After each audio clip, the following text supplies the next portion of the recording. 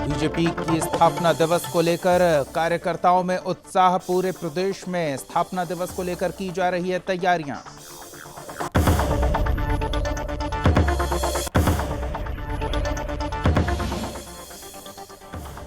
एक बार फिर रंग ला रही है राज्यसभा सांसद अनिल बलूनी की पहल। मोबाइल कनेक्टिविटी के लिए किए सार्थक प्रयास। उत्तराखंड में मोबाइल कनेक्टिविटी को लेकर समस्याएं हो रही दूर।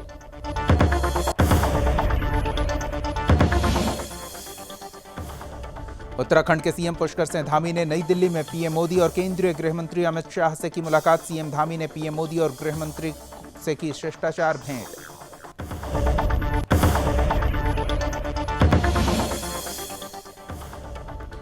और मुख्यमंत्री पुष्कर सिंह धामी के उपचुनाव को लेकर बीजेपी संगठन तैयारी में जुटी। सीएम धामी के लिए 6 विधायक अपनी सीट छोड़ने को तैयार।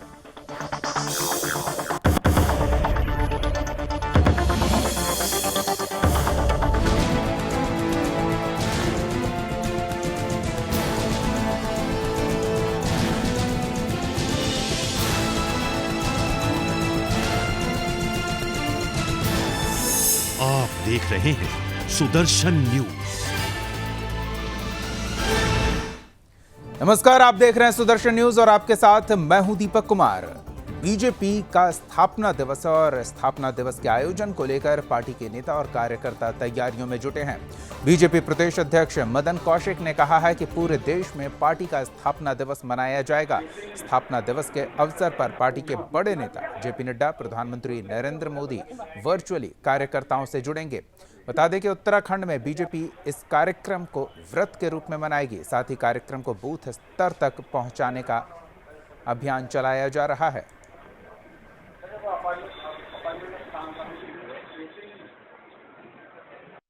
पार्टी का स्थापना दिवस के अवसर पर पूरे देश भर में एक बड़ा आयोजन भारतीय जनता पार्टी कर रही है। देश के प्रधानमंत्री नरेंद्र मोदी जी, राष्ट्रीय अध्यक्ष जेपी नड्डा जी उस कार्यक्रम में प्रत्यक्ष वर्चुअल माध्यम से पूरे देश भर में जुड़ेंगे। उत्तराखंड में भी हम लोगों ने इस कार्यक्रम को व्रत रूप में मनाने का निर्णय लिया है। बूथ स्तर तक, नीचे तक इस कार्यक्रम को मनाने की पूरी योजना रचना हम लोगों ने बनाई है। इसके लिए आज रात को भी एक बड़ी बैठक है वीसी के माध्यम से, वीडियो कॉन्फ्रेंसिंग के माध्यम से, और इससे पहले भी एक बैठक हो चुकी है। अपने घरों पर कल झंडे लगाने का इस प्रकार का कार्यक्रम भी सब जगह रहेगा और इसके बाद कार्यक्रम के स्वरूप जो हमने तय किए हैं, कहीं सार्वजनिक स्थान पर बैठकर और प्रधानमंत्री जी के उस भाषण को हम लोग सुने। तो भव्य तरीके से स्थापना दिवस समारोह के आयोजन को लेकर संगठन के नेता और कार्यकर्ता पूरी तैयारी में जुटे हुए हैं। और अधिक जानकारी के लिए सीधे रुख करेंगे अपने सहयोगी कृष्णा का। उत्तराखंड ब्यूरो चीफ हमारे साथ जुड़ रहे हैं। कृष्णा, जानना चाहेंगे स्थापना दिवस को लेकर, पहले ही चुनावी जीत से कार्यकर्ता गदगद हैं, पार्टी के नेता उत्साहित हैं, और ऐसे अवसर पर स्थापना दिवस समारोह किस तरह की तैयारी दिख रही है? बिल्कुल दीपक, देखिए निश्चित तौर पर उत्तराखंड में मिली बहुमत जीत के बाद अब कार्यकर्ता जो है स्थापना दिवस की मनाने की तैयारियों में जो है वो जुट गए हैं। बात अगर हम करें भाजपा के प्रदेश अध्यक्ष मदन कौशिक की, तो उनके अनुसार पूरे प्रदेश भर में भारतीय जनता पार्टी का स्थापना दिवस मनाया जाएगा। बूथ से लेके पूरे जिले के हर एक वार्ड में जो है वो कार्यक्रम जो है आयोजित किए जाएंगे, जिसमें तमाम बीजेपी के बड़े नेता जो है वो शामिल होंगे। और वर्चुअली जो प्रधानमंत्री पूरे देश को संबोधित करेंगे, उनके लिए भी एक स्क्रीन लगाई जाएगी। सभी कार्यकर्ताओं को प्रधानमंत्री नरेंद्र मोदी का संबोधन भी सुनाया जाएगा। तो तैयारियां एक तरीके से हम कह सकते हैं भारतीय जनता पार्टी ने स्थापना दिवस की पूरी कर ली है। चाहे हम बात देहरादून, उत्तराखंड की राजधानी देहरादून की करें, वहाँ पे भाजपा प्रदेश कार्यालय में पूरी तैयारियां जो है जोर शोर पर चल रही है, जहाँ मुख्यमंत्री पुष्कर सिंह धामी कल सुबह 10 बजे प्रदेश अध्यक्ष मदन कौशिक के साथ पहुंचेंगे और तमाम भाजपा कार्यकर्ताओं और पदाधिकारियों के साथ वो भाजपा का स्थापना दिवस मनाएंगे। क्योंकि दिव्य और भव्य मनाने की जो है स्थापना दिवस की तैयारियां चल रही है। क्योंकि भाजपा प्रदेश अध्यक्ष मदन कौशिक ने आज सुबह ही बोल दिया था कि उत्तराखंड में जिस तरीके से जनता ने हमारे ऊपर एक बार फिर पूर्ण विश्वास जताया है और 2/3 बहुमत से उत्तराखंड में भारतीय जनता पार्टी की सरकार बनाई है, तो निश्चित तौर पर उससे कार्यकर्ताओं का एक तरीके से गर्मजोशी का माहौल अभी तक खत्म नहीं हुआ है कि स्थापना दिवस भी हमारा पास आ चुका है। तो जाहिर सी बात है कल जब भारतीय जनता पार्टी अपना पूरे देश भर में अपना स्थापना दिवस मनाएंगी, इसके अलावा हम देख सकते हैं 4 राज्यों में, जिन राज्यों में भारतीय जनता पार्टी को एक तरीके से 2/3 बहुमत से, पूर्ण बहुमत से सरकार वो बनाई है उन्होंने, उन राज्यों में खास पहल रहने वाली है, क्योंकि काफ़ी जोर जबरदस्ती के साथ जो कार्यकर्ता पदाधिकारी हैं वो अपना स्थापना दिवस मनाने जा रहे हैं। दीपक, बिल्कुल, विशेष कोई आयोजन राज्य के लिए, क्योंकि केंद्रीय स्तर पर तो मनाया ही जा रहा है, राज्य स्तर पर कुछ विशेष किया जा रहा है संगठन द्वारा? देखिए, अगर हम उत्तराखंड भारतीय जनता पार्टी की बात करें तो वो पहाड़ से लेकर मैदान तक उन्होंने कई जगह पर कार्यक्रम जो हैं वो तय किए गए हैं। खुद मुख्यमंत्री पुष्कर सिंह धामी कल सुबह पहले भारतीय जनता पार्टी के प्रदेश कार्यालय में पहुंचेंगे, जहां पे वे एक तरीके से गर्मजोशी के साथ कार्यकर्ताओं के साथ स्थापना दिवस मनाएंगे। इसके अलावा वो कल दिन के बाद जो है भाजपा के महानगर कार्यालय देहरादून पहुंचेंगे, फिर उसके बाद वो मसूरी भी जाएंगे, जहाँ पर कैबिनेट मंत्री गणेश जोशी की विधानसभा क्षेत्र में वो जो कार्यक्रम आयोजन किए गए हैं भारतीय जनता पार्टी के स्थापना दिवस के, उसमें वो शामिल होंगे और कार्यकर्ताओं के साथ एक तरीके से गर्मजोशी के साथ स्थापना दिवस मनाने का काम करेंगे। बिल्कुल कृष्णा, आप बने रहे हमारे साथ। इस बीच दिल्ली पहुंचे थे मुख्यमंत्री पुष्कर सिंह धामी, प्रधानमंत्री और गृह मंत्री से मुलाकात की है, क्या कह रहे हैं सुनाते हैं आपको। किन परियोजनाओं पर चर्चा हुई है, खासकर के गृह मंत्री और प्रधानमंत्री से मुलाकात हुई? नहीं, बहुत सारी परियोजनाएं हैं, सभी परियोजनाओं पर हमने उनका मार्गदर्शन लिया है और हमें लगातार माननीय प्रधानमंत्री जी, गृह मंत्री जी और हमारी पार्टी के राष्ट्रीय अध्यक्ष जी के द्वारा लगातार और केंद्रीय नेतृत्व के द्वारा लगातार हमको मार्गदर्शन और लगातार उनका आशीर्वाद उत्तराखंड राज्य के लिए मिला है और अभी भी उन्होंने आश्वासन दिया सभी पर आगे काम होगा। आज आपकी प्रधानमंत्री से मुलाकात हुई है, गृह मंत्री से भी मुलाकात हुई है, क्या बातचीत हुई? नहीं, अभी नई सरकार बनी है और नई सरकार के आगे बढ़ने के लिए और आगे उत्तराखंड के विकास के लिए तेज गति से जो केंद्र और राज्य का समन्वय है उन सभी पर उनका मार्गदर्शन लिया। सर, कल आपने नेपाल और भारत के सीमावर्ती क्षेत्रों के विकास के लिए कल आप बैठक करके आए थे देहरादून में, तो सर कब तक ऐसे क्षेत्रों का विकास कार्य शुरू हो जाएगा? कल जो बैठक हुई थी वो बैठक नेपाल का एक प्रतिनिधि मंडल भारत के दौरे पर आया था और वो होते हुए उत्तर प्रदेश और उत्तराखंड 2 राज्यों का उन्होंने दौरा कर लिया है और वो कल मेरी भी उनसे औपचारिक रूप से भेंट हुई थी, क्योंकि मैं नेपाल का जो सीमावर्ती क्षेत्र है उसी क्षेत्र में पैदा हुआ हूँ, उसी क्षेत्र में बड़ा हुआ हूँ। हमारा नेपाल के साथ एक पड़ोसी देश होने के साथ साथ भाईचारे का रिश्ता है, रोटी बेटी का रिश्ता है, तो हमने कहा है कि हम उसको और प्रगाढ़ करेंगे। हमारी तरफ से जो भी उनके लिए सहयोग होगा दोनों देश मिलकर करेंगे, आपस में आगे बढ़ेंगे। सर, 4 धाम यात्राओं को लेकर क्या कुछ तैयारी चल रही है? अब इतने सारे चलाओगे आप लोग, पहले तो बता दो। एक 4 धाम यात्रा को लेकर हमने एक उच्च स्तरीय बैठक अभी की है, जिसमें सभी विभागों के लोग थे और 4 धाम में आने वाले लोगों को, जो श्रद्धालु हैं, जो यात्री हैं, उनको हर प्रकार की सुविधाएं मिलें, उनको किसी प्रकार की असुविधा का सामना न करना पड़े, चाहे वो हमारा यातायात का क्षेत्र हो, पार्किंग का क्षेत्र हो, बिजली का क्षेत्र हो, पेयजल की समस्या हो या सड़क हो या आवास हो, हर जगह पर या हवाई सेवाएं हों, सभी अच्छी मिलें, चाहे मोटर सेवाएं हों। उसके लिए हमने पूरी बैठक कर ली है और उस पर हमारी सरकार पूरी तरह से सजग है और सावधानी से हम उसकी यात्रा की तैयारी कर रहे हैं।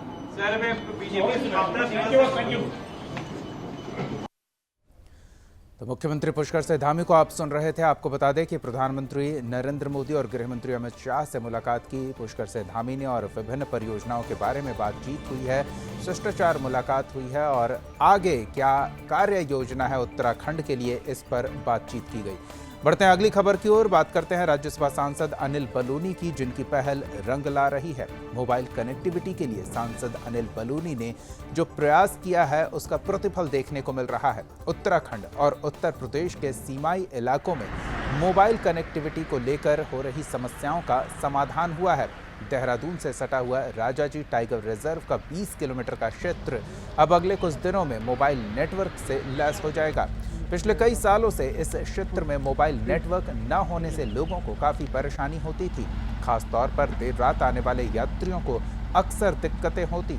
कई बार सड़क दुर्घटना के बाद भी मदद बुलाना मुश्किल होता था। देहरादून, मसूरी और पहाड़ों की ओर आने वाले पर्यटकों के लिए मोबाइल नेटवर्क न होना सबसे बड़ी चुनौती थी।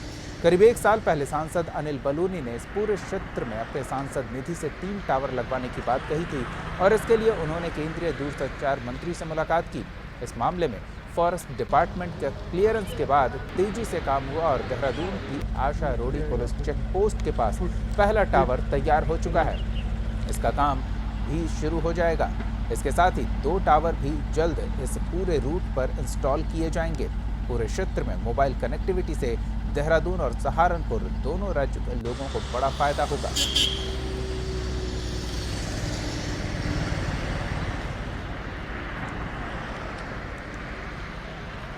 और अधिक जानकारी के साथ हमारे सहयोगी वरिष्ठ सहयोगी इनपुट हेड सौरभ तिवारी जुड़ रहे हैं। उनसे जानते हैं कि क्या समस्याएं आ रही थी। ये राजाजी टाइगर रिजर्व पर्यटक क्षेत्र है और वहां मोबाइल का न होना, उस समस्या को अब दूर किया जा रहा है अनिल बलूनी द्वारा। सौरभ, पूरी जानकारी चाहेंगे इसमें?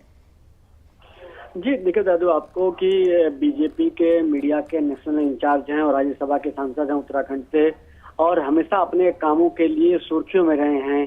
और जो विरोधी पार्टी खासतौर से कांग्रेस पार्टी, उन्होंने भी कई बार अनिल बलूनी की, खासतौर से हरीश रावत की बात की जाए, कई कांग्रेस के बड़े नेताओं की बात की है, तो उन्होंने अनिल बलूनी की तारीफ की है। देखिए जो मामला है वो जो आपने अभी बताया कि मोबाइल की जो समस्या है, टावर है, उससे लगातार दिक्कत होती है। जो राजाजी टाइगर रिजर्व का है 20 किलोमीटर का जो क्षेत्र है, अब जो समस्या है इसका समाधान हो जाएगा। और जो सांसद हैं अनिल बलूनी ने, उन्होंने अपने क्षेत्र में सांसद से 3 टावर लगाने की बात की थी और उसके बाद उन्होंने केंद्र के जो संचार मंत्री हैं उनसे मुलाकात करके रोड मैप इसकी तैयार किया था। अब जो फॉरेस्ट डिपार्टमेंट है उससे क्लियरेंस हो चुका है। यानी अब जो देहरादून और सहारनपुर जो जिले के लोग हैं, उन खास उत्तर प्रदेश और उत्तराखंड के जो सीमावर्ती जिले के लोग हैं, उनको इससे काफी राहत मिलेगी। जो आमतौर से अगर इन क्षेत्रों में अगर नेटवर्क नहीं होता है, अब दिल्ली के कई भी ऐसे आप अक्षरधाम या यमुना बैंक का क्षेत्र आप देख लीजिए, जहाँ पर जहाँ नेटवर्क दिक्कत होती है, तो वहाँ पर आपको समस्या होती है। आप कई बार एक्सीडेंट की घटना होती है तो आप किसी को फोन नहीं कर सकते हैं। तो इसी तरह इन क्षेत्रों में देहरादून और सहारनपुर के जो सीमावर्ती क्षेत्र हैं, वहाँ पर भी लोगों को जो दिक्कतें हो रही थी, अब दिक्कतों से उनको निजात मिलेगी। दीपक, धन्यवाद सौरभ इन तमाम जानकारियों के लिए। तो अब मोबाइल कनेक्टिविटी की समस्या दूर होने के बाद इस बात की भी संभावना है कि पर्यटकों की संख्या भी इस क्षेत्र में अब आने वाले दिनों में बढ़ेगी।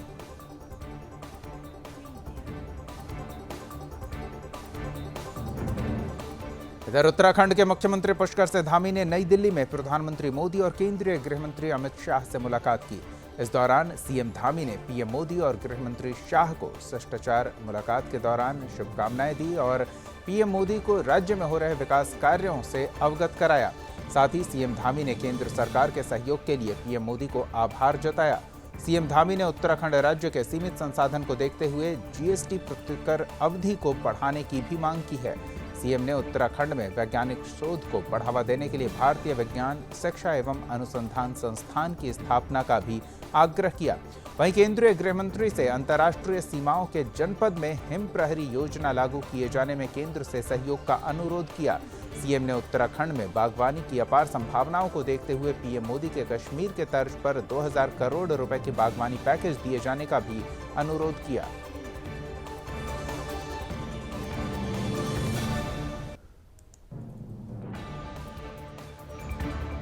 चुनाव का अभियान चला उत्तराखंड के अंदर। आदरणीय प्रधानमंत्री जी के नेतृत्व में और उनके निर्देशन में भारतीय जनता पार्टी की 2/3 से ज़्यादा प्रचंड बहुमत की वहाँ पर सरकार बनी है। और चूँकि प्रधानमंत्री जी ने पहले ही कहा है कि आने वाला दशक उत्तराखंड का दशक होगा, ऐसे बहुत सारे मुद्दे विकास के थे जो उनके समक्ष मैंने रखे हैं। उन्होंने पूरा आश्वासन भी दिया है उन सभी पर काम करने का। और हम सब लोग उत्तराखंड के लोग माननीय प्रधानमंत्री जी का धन्यवाद देते हैं। उन्होंने कहा है कि आने वाला दशक उत्तराखंड का दशक होगा और उसी संबंध में मैंने उनका मार्गदर्शन लिया है कैसे कैसे आगे काम करना है। यूनिफॉर्म सिविल कोड को लेकर मैंने 12 फरवरी 2022 को एक संकल्प उत्तराखंड की देवतुल्य जनता के सामने रखा था कि नई सरकार के गठन होते ही हम यूनिफॉर्म सिविल कोड को लेकर एक उच्च स्तरीय कमेटी का गठन करेंगे, जिसमें स्टेक होल्डर्स को रखेंगे, विधि विशेषज्ञों को रखेंगे और समाज के ऐसे लोग जिनका लंबा अनुभव होगा, उन सभी को मिलाकर एक कमेटी का गठन करेंगे और कमेटी एक ड्राफ्ट बनाएगी। और उस ड्राफ्ट के आधार पर ही जो है उत्तराखंड के अंदर यूनिफॉर्म सिविल कोड को हम लागू करेंगे। उस पर हम कार्रवाई कर रहे हैं। हमने पहली कैबिनेट में उसको कैबिनेट नोट हमने उसका बना दिया है और उस पर आगे काम चल रहा है। नहीं, कोई विवाद जैसी स्थिति नहीं है। उत्तराखंड राज्य हमारा जो है दो अंतर्राष्ट्रीय सीमाओं से लगा हुआ राज्य है।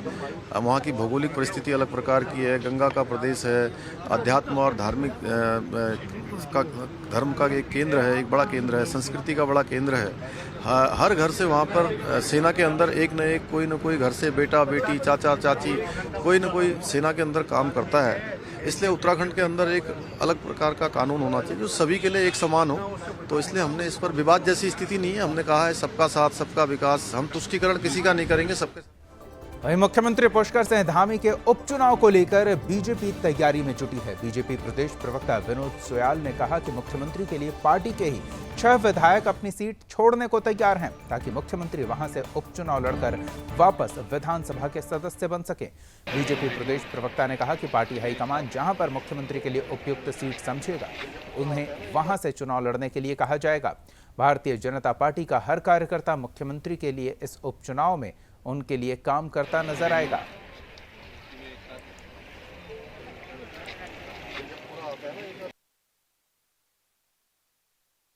मुख्यमंत्री जी के द्वारा उपचुनाव लड़ा जाना है और लगभग 6 स्थानों पर 6 विधानसभा क्षेत्रों में माननीय विधायक गणों द्वारा ये कहा गया है कि हम उनके लिए अपनी सीट छोड़ने के लिए तैयार हैं। और निश्चित रूप से आज जो सरकार उनके नेतृत्व में आई है तो जिस भी स्थान पर उनके लिए स्थान खाली होगा तो और उसी कड़ी में अभी वो आपके चंपावत विधानसभा में भी गए थे।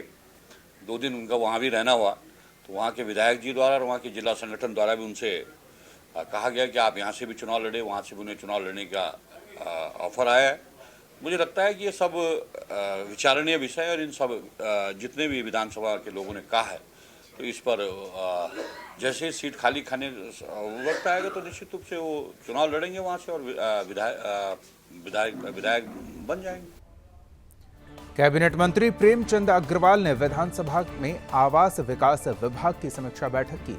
अपने पद को संभालने के बाद सभी मंत्री अपने अपने विभागों की लगातार समीक्षा कर रहे हैं। कैबिनेट मंत्री प्रेमचंद अग्रवाल ने आवास विभाग में नीति निर्माण, रेरा, उत्तराखंड आवास नीति और अन्य विकास कार्यों पर विस्तार से चर्चा की। साथ ही अधिकारियों से पारदर्शिता अपनाने को भी कहा। मंत्री प्रेमचंद अग्रवाल ने कहा कि पार्किंग योजना पर विशेष ध्यान दिया जाए, निजी भूमि पर पार्किंग को बढ़ावा दिया जाए। मेट्रो परियोजनाओं की बाधाओं को दूर करने के निर्देश भी अधिकारियों से दिए। नियो मेट्रो परियोजना का डीपीआर जल्द तैयार कर स्वीकृति के लिए भेजा जाएगा। बता दें कि मेट्रो परियोजना की लागत सामान्य मेट्रो ट्रेनों से 25% कम है। मेट्रो परियोजना स्वीकृति के बाद इसे 3 साल में पूर्ण कर लिया जाएगा।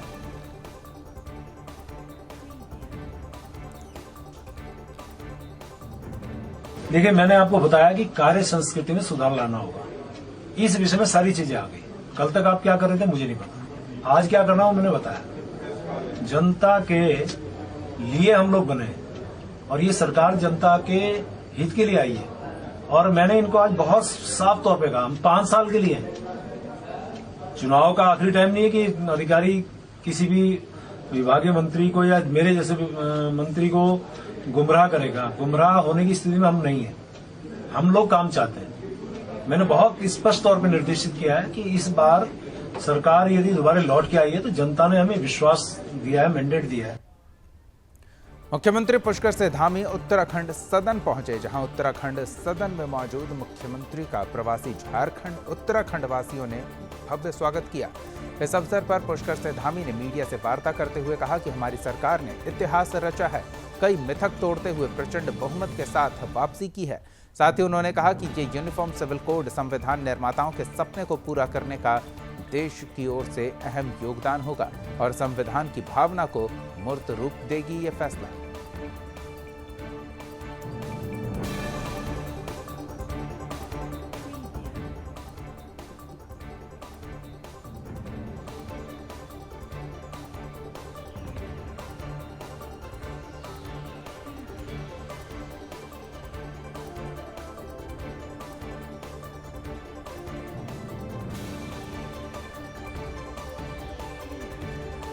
स्थापना दिवस को लेकर तैयारियों के बारे में जानकारी दे रहे हैं नेता अरुण से हम आपको सीधे लिए चलते हैं। उत्सव मनाएंगे।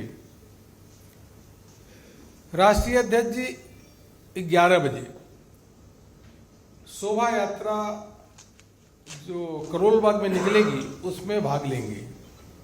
पुनः मैं बता रहा हूं, माननीय राष्ट्रीय अध्यक्ष श्री जेपी नड्डा जी 11 बजे करोल बाग में जो दिल्ली का जिला है वहां पे जाकर के शोभा यात्रा में भाग लेंगे। इसी प्रकार से 7 तारीख से पार्टी ने तय किया है, माननीय प्रधानमंत्री जी के मार्गदर्शन में, माननीय राष्ट्रीय अध्यक्ष जी के निर्देश पे, कि पूरे देश भर में 7 तारीख से 20 तारीख तक सामाजिक न्याय पखवाड़ा का कार्यक्रम मनाया जाएगा। आप सब जानते ही हैं कि प्रधानमंत्री जी के नेतृत्व में लगातार जिस प्रकार से गरीब है, शोषित है, वंचित है, पिछड़ा है, अनुसूचित जाति है, अनुसूचित जनजाति है, निरंतर उनके कल्याण के लिए कोई न कोई स्कीम आई है, उनके उत्थान के लिए काम हुआ है और वह प्रधानमंत्री जी को अपने मसीहा के रूप में देखते हैं। इसलिए सामाजिक न्याय जो पखवाड़ा है उसके माध्यम से केंद्र सरकार के जो जन कल्याणकारी योजनाएं हैं उनको जिले और मंडल तक ले जाने का काम भारतीय जनता पार्टी के कार्यकर्ता निरंतर 15 दिन तक करेंगे और एक दिन एक कार्यक्रम अपना योजना के लिए समर्पित है।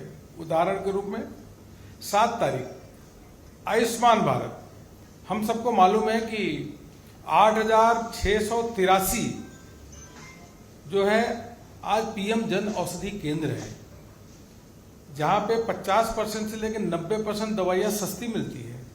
उन जन औषधि केंद्र पे जाना, लोगों से बात करना, जन जागरण करना, यह कार्यकर्ता काम करेंगे। जिले में प्रेस कॉन्फ्रेंस होगी और इसके माध्यम से प्रधानमंत्री जी का धन्यवाद भी व्यक्त करेंगे।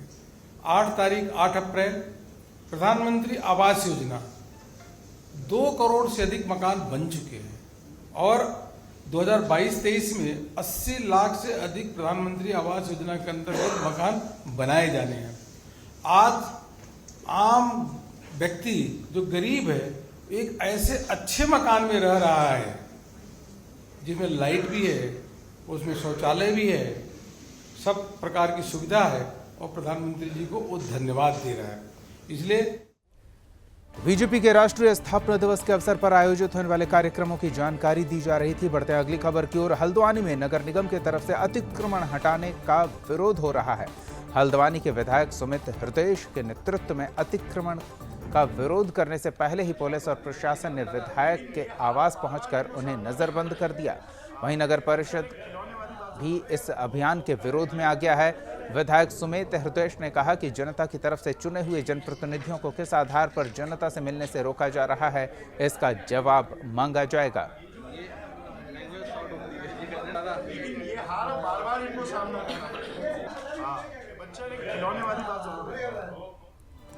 उधम सिंह नगर जनपद के सीमांत खटीमा में झनकैया थाना के अंतर्गत आरक्षित वन क्षेत्र नगला तराई में अवैध खनन की सूचना पर वन विभाग की टीम पहुंची, जहां वन विभाग की टीम ने छापेमारी की। माफियाओं के तरफ से ट्रैक्टर ट्रॉली के साथ अवैध खनन किया जा रहा था।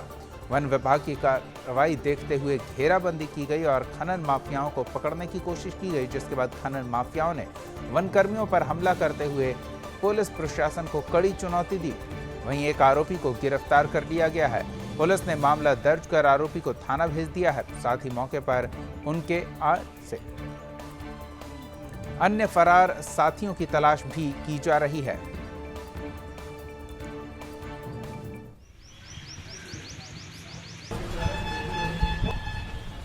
भैया वो हमारे मतलब पालतू जानवर पे हमला किया और वहाँ फंस गया था, तो सुबह से हमें बहुत ज्यादा डर लग रहा था। वन विभाग को हमने सूचना मिली कि जो है लोहिया हेड पावर हाउस के नीचे जो हमारा आरक्षित वन क्षेत्र है उसमें जो है कुछ व्यक्ति लोग अवैध खनन कर रहे हैं।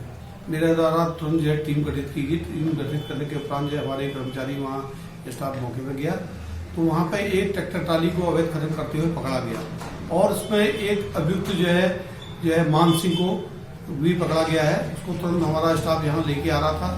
करीब लोहिया हेड सूखा नहर के पास में हमारे इन आदमियों को जो है वहाँ की जो अज्ञात व्यक्ति लोग थे उनके द्वारा इनको घेराबंदी कर जो है इनके वर्दी फाड़ दी गई और जो है इनके संग बड़ा क्या नाम जो है बदतमीजी करेगी, गाली गलौज करेगी। इसके बाद मेरे बाद तुरंत द्वारा जो है मेरा स्टाफ जो है यहाँ से खटीमन से भेजा गया, जिनको जो सुरक्षित ला करके हमने रंजित कार्यालय लिया है। वन विभाग को जो है सूचना मिली थी कि ये नगला क्षेत्र में जो है कुछ लोग अवैध खनन कर रहे हैं रात के समय में, तो उनकी टीम वहाँ पर पहुंची तो वहाँ खनन करता जितने भी थे वो भाग गए। उसमें से एक उसमें खनन माफिया जो है मई ट्रैक्टर सहित वहाँ पर उनको मिला है। उनके द्वारा जो है वन विभाग के कर्मचारियों के साथ में तो अभद्र व्यवहार भी किया गया था और उस लड़के को जो है उन्होंने पुलिस के हवाले कर दिया। हमने अपने गिरफ्त में उसको रख रखा है। जरा जो ट्रैक्टर ट्रॉली थी उसको हमने सीज कर दिया। पौड़ी शहर में एक गुलदार सीएमओ कॉलोनी में फंस गया। दरअसल गुलदार कुत्ते का शिकार करने के इरादे से घर में घुसा था, लेकिन पालतू कुत्ते को गुलदार अपने शिकंजे में फंसा पाता इससे पहले ही गुलदार का पांव फिसला और गुलदार घर के पीछे एक सूखे नाले में जा गिरा, जिसके बाद स्थानीय लोगों की सूचना पर वन विभाग की टीम मौके पर पहुंची और करीब 1 घंटे की मशक्कत के बाद गुलदार को बेहोश कर पिंजरे में कैद किया गया। उसे अब सुरक्षित स्थान पर छोड़ा जाएगा।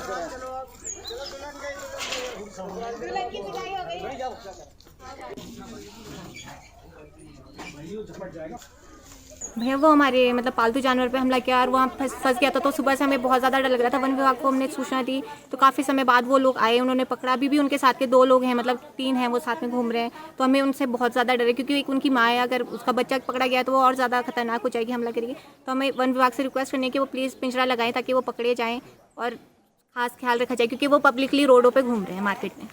मैं तुरंत अपनी रेस्क्यू टीम के साथ में मौके पर पहुंचा और उसको हमारे डॉक्टर आलोक खंडूरी जी वेटरनरी के साथ में उसको हमने ट्रैंकुलाइज कर दिया है।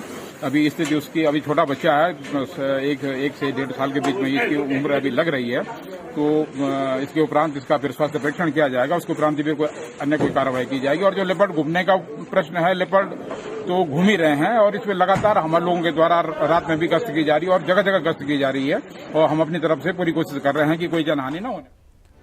इधर उत्तराखंड के पौड़ी में उस समय हड़कंप मच गया जब देवप्रयाग मार्ग पर सौड़ के पास एक ट्रक गहरी खाई में जा गिरा। वहीं स्थानीय लोगों ने इसकी जानकारी पुलिस को दी। पुलिस और एसडीआरएफ की टीम मौके पर पहुंची और रेस्क्यू अभियान चलाया। घंटों की कड़ी मशक्कत के बाद एसडीआरएफ के जवानों ने घटनास्थल से 3 शव बरामद किया। शव के पोस्टमार्टम के लिए भेज दिया गया है और आगे की कार्रवाई की जा रही है। अभी तक के हिसाब से इसमें ये लगभग 5 साढ़े 5 बजे शिवपुरी से और ये सौड़ LNT प्लांट के लिए सामान लेने गई थी, जिसमें ड्राइवर के अलावा 1 से 2 लोग शामिल थे।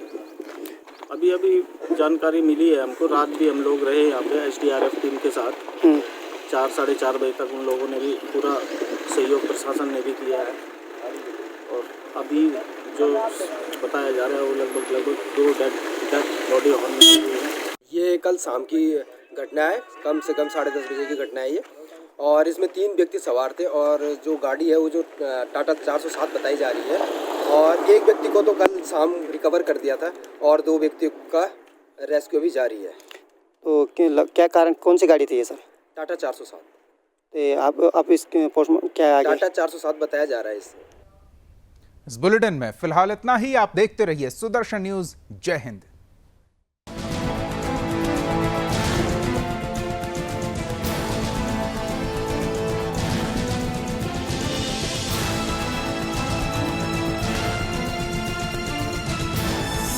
आप देख रहे हैं सुदर्शन न्यूज।